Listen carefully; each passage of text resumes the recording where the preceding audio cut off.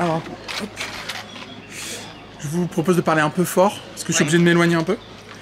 Bon, bah les gars, je suis avec Noah, vous le connaissez, et je suis avec Adrien Bertin.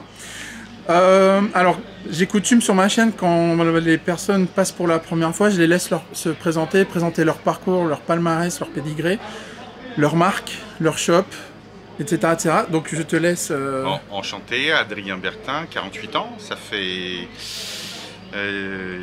30 ans, 35 ans que je fais de la voiture à deux commandés. J'ai été 3 fois champion du monde, quelques fois aussi en tant que pilote et 4 fois ou 5 fois en tant que directeur sportif pour différentes marques. D'accord. Donc j'ai travaillé pour Sirio, pour Kyosho, pour HB Racing.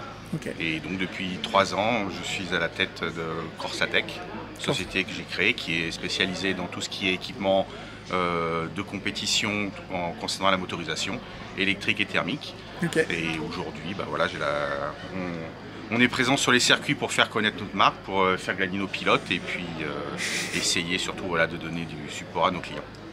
Ouais, j'ai vu qu'il y avait un truc qui m'a impressionné, au-delà du palmarès, c'est tu suis tous les pilotes. Enfin, on se tutoie, je suis désolé. Oui, là, on va suivre, tu suis tous les pilotes. J'ai vu ça, j'ai vu que tu avais été voir Adam, bon bah Noah forcément, et en fait, tu les coaches en fait. Oui, après j'ai la chance d'avoir une expérience en tant que pilote, donc forcément l'idée c'est de transmettre au-delà du vecteur promotionnel. J'essaie surtout de choisir des pilotes avec qui j'ai un bon feeling et puis c'est l'idée de transmettre. J'ai fait ça pendant des années pour David Ronefalk. Ouais, okay. Voilà, et puis maintenant c'est au tour de Noah, d'Adam. On essaye voilà, de faire ce qu'il faut pour essayer d'obtenir les meilleurs résultats possibles. Alors, est-ce que tu es fier de la prestation de tes pilotes ce week-end? Je suis très content. Je suis très content pour Adam parce que une première victoire comme ça pour lui, ça a été compliqué. Je l'ai connu un peu en début d'année et puis c'est lui qui est venu vers moi.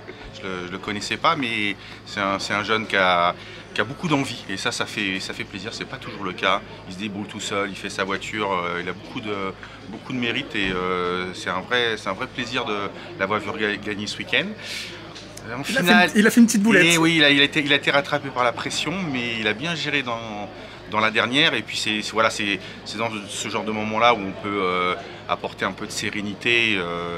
Après, c'est son talent et son travail qu'a parlé, mais c'est souvent, les carrières se font souvent par étapes. Et pour lui, je crois que ça va être un premier élément déclencheur. Il a beaucoup de travail, mais c'est toujours comme ça que ça fonctionne. Bien sûr. Après, globalement, on était performants sur l'ensemble du team, double podium avec Noah et Valentin.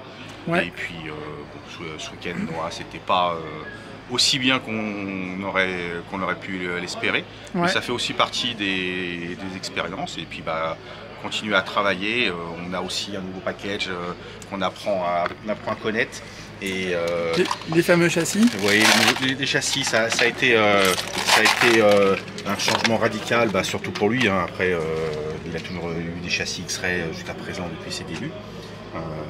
Le Choum sont des voitures un peu plus directes en caractère et on a un petit peu de travail pour affiner le pilotage de Noah. C'est un travail aussi qu'on fait en 8e et ça se passe vraiment très très bien. Tu les trouves plus nerveuses les Choum? Je te demande après. Ouais, visuellement, on voit que c'est une auto qui est plus dans un développement, on va dire, de touring car. La voiture est beaucoup plus réactive. C'est une voiture qu'il faut laisser rouler, piloter. On n'a pas besoin de la forcer. Elle attaque toute seule. Ouais, elle attaque toute seule.